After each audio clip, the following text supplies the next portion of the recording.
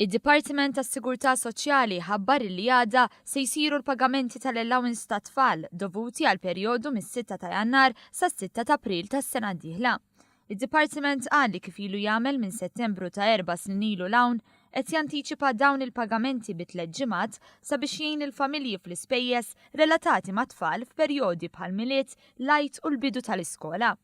Id-Dipartiment fakkar li l-pagamenti dovuti għas-sena d-dieħla qed jinħadmu fuq it-tħul il-ġenituri jkollhom matul is-sena li għaddiet. Il-Ministeru għall-Familja u s-Solidarjetà Soċjali fakkar li r-rata tal-allowance ta' tfal tiddependi mit-tħul tal-ġenituri.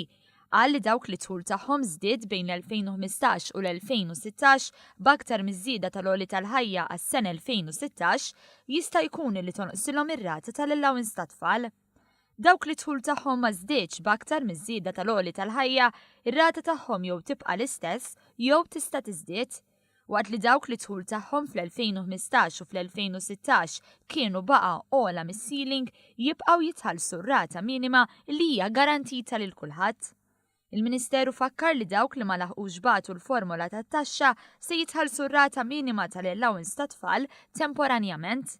Appella lil ġenituri kollha li jkunu obbligati li jibatu l-formola tat-taxxa biex jagħmlu dan kull sena fi żmien stipulat sabiex ir-rata tal-allowance ta' tfal tinħadem tajba mill-ewwel kull meta tinbidel is-sena.